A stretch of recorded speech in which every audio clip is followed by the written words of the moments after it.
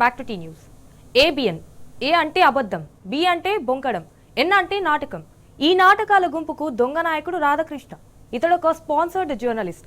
అధికారంలో ఉన్న తన అస్మదీయులకు ఊడిగం చేయడం, అక్షరాలు అమ్ముకోవడమే జర్నలిజం అనుకునే బాపతు.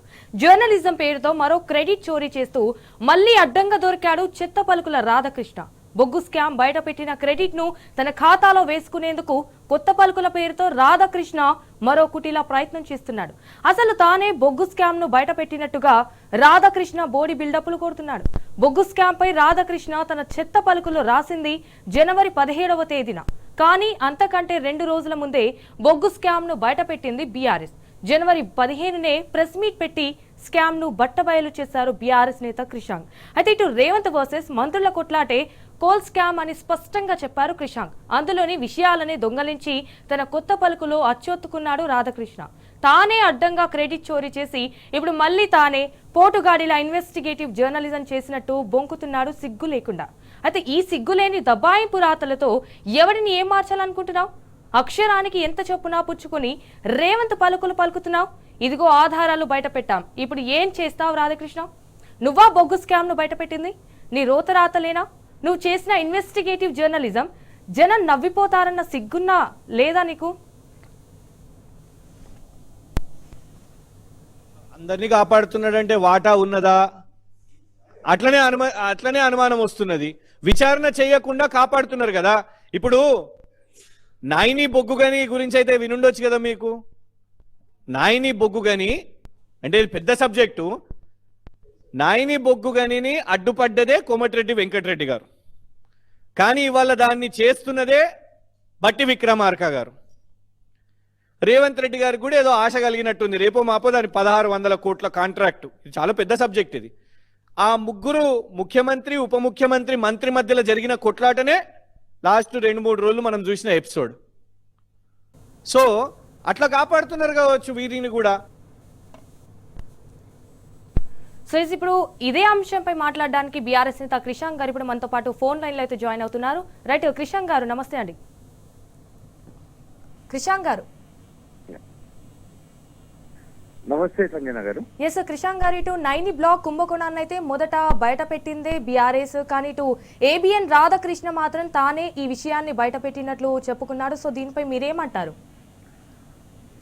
రోత పలుకులు, రోత మాటల రాధాకృష్ణ గారు పెద్ద ఇన్వెస్టిగేటివ్ జర్నలిజం చేసి ఏదో సాధించినము అని చెప్పుకుంటున్నారు. కానీ వాస్తవానికి ఏంటంటే బీఆర్ఎస్ పార్టీకి దాని మీద నాయిని బొగ్గు కుంభకోణము, దాంట్లో కోమటిరెడ్డి వెంకటరెడ్డి గారి పాత్ర, వారి సుషి ఇన్ఫ్రా పాత్ర, మరియు బట్టి విక్రమార్క గారి ఇంట్రెస్ట్, మరియు ముఖ్యమంత్రి గారి ఇంట్రెస్ట్ అనేది వీళ్ళు ముగ్గురు మధ్యలో జరుగుతున్న పంచాయతీ విషయము బీఆర్ఎస్ పార్టీకి ముందే తెలుసు.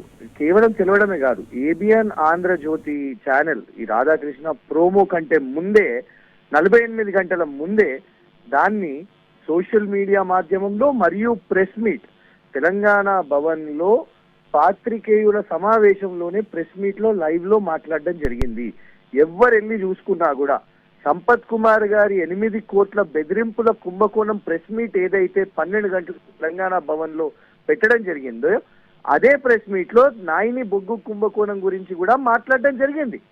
కానీ ఇవాళ వీకెండ్ కమెంట్ లో ఏ విధంగా అయితే క్రెడిట్ చోరు, బీఆర్ఎస్ పార్టీ క్రెడిట్ చోరు, ఏబిఎన్ ఆంధ్రజ్యోతి తీవ్రమైన ఇన్వెస్టిగేటివ్ జర్నలిజం చేసింది, మేము చేసిందే ఇవాళ పెద్ద అజెండా అయిపోయింది అనేది కేవలం కంపు మాటలు.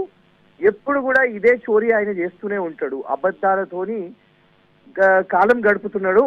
అండ్ కేవలం ఇది ఆయన అజెండాగా బీఆర్ఎస్ పార్టీ పెట్టిన దాన్ని ఆయనే రేవంత్ రెడ్డితోని ఏబిఎన్కి ఏదైతే సమాచారం వచ్చిందో దాన్ని బట్టి విక్రమార్క గారి మీద దాడి చేయడానికి ఉపయోగించుకున్నాడు. కానీ ఎప్పుడు 17 జనవరి సాయంత్రం, 17 జనవరి. కానీ దానికంటే 2 రోజుల ముందే బీఆర్ఎస్ పార్టీ నాయకులు దీన్ని బయట పెట్టిండ్రు. ఇది స్పష్టంగా మీకు సోషల్ మీడియా మాధ్యమాన, మీడియా సమావేశం మాధ్యమాన కూడా కనబడుతుంది.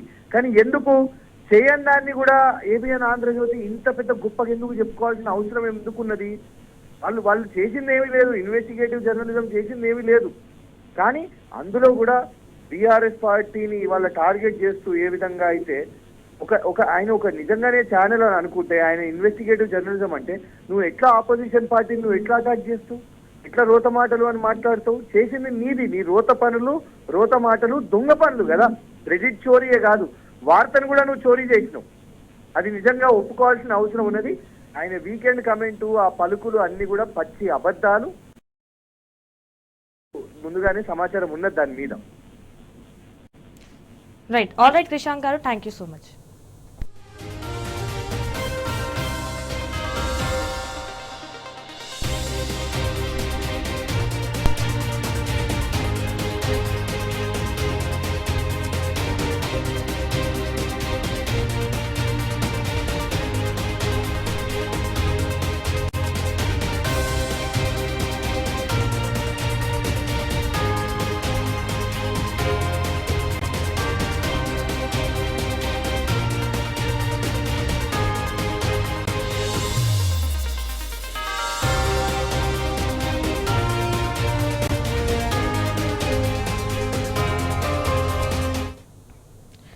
Yes, ABN.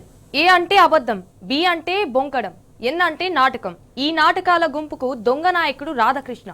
ఇతడొక sponsored journalist. అధికారంలో ఉన్న తన అస్మదీయులకు ఊడిగం చేయడం, అక్షరాలు అమ్ముకోవడమే జర్నలిజం అనుకునే బాపతు. జర్నలిజం పేరుతో మరో క్రెడిట్ చోరీ చేస్తూ మళ్లీ అడ్డంగా దొరికాడు చెత్త పలుకుల రాధాకృష్ణ.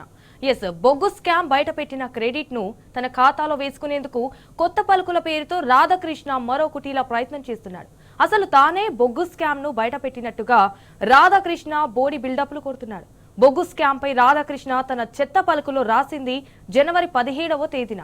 కానీ అంతకంటే 2 రోజుల ముందే బొగ్గు స్కామ్ ను బయటపెట్టింది బీఆర్ఎస్. జనవరి 15నే ప్రెస్ మీట్ పెట్టి స్కామ్ ను బట్టబయలు చేశారు బీఆర్ఎస్ నేత క్రిషాంక్. ఇటు రేవంత్ వర్సెస్ మంత్రుల కొట్లాటే కోల్ స్కామ్ అని స్పష్టంగా చెప్పారు క్రిషాంక్. అందులోని విషయాలని దొంగలించి తన కొత్త పలుకులో అచ్చొత్తుకున్నాడు రాధాకృష్ణ. తానే అడ్డంగా క్రెడిట్ చోరీ చేసి ఇప్పుడు మళ్ళీ తానే పోటుగాడిలా ఇన్వెస్టిగేటివ్ జర్నలిజం చేసినట్టు బొంకుతున్నాడు సిగ్గు లేకుండా. ఈ సిగ్గులేని దబాయింపు రాతలతో ఎవడిని ఏం మార్చాలనుకుంటున్నావు? అక్షరానికి ఎంత చెప్పునా పుచ్చుకొని రేవంత్ పలుకులు పలుకుతున్నావు. ఇదిగో ఆధారాలు బయటపెట్టాం. ఇప్పుడు ఏం చేస్తావు రాధాకృష్ణ? నువ్వా బొగ్గు స్కామ్ ను బయటపెట్టింది? నీ రోత రాతలేనా? నువ్వు చేసిన ఇన్వెస్టిగేటివ్ జర్నలిజం జనం నవ్విపోతారన్న సిగ్గన్నా లేదా నీకు? ఇదేం చెత్త జర్నలిజం? ఎన్నిసార్లు అడ్డంగా దొరికిపోయినావు? ఇంకా కుసంస్కారపు బుకాయింపులేనా రాధాకృష్ణ? ఉద్యమం అప్పటి నుంచి వేరే వాళ్ళ క్రెడిట్ దొబ్బేయడమేగా నీ పని.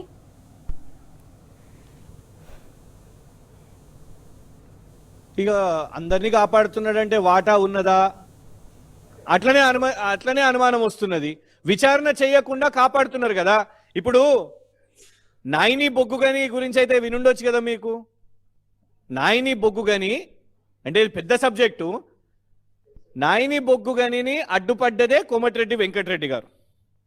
కానీ ఇవాళ దాన్ని చేస్తున్నదే బట్టి విక్రమార్క గారు. రేవంత్ రెడ్డి గారికి కూడా ఏదో ఆశ కలిగినట్టుంది. రేపో మాపో దాని 1600 కోట్ల కాంట్రాక్టు. ఇది చాలా పెద్ద సబ్జెక్ట్ ఇది.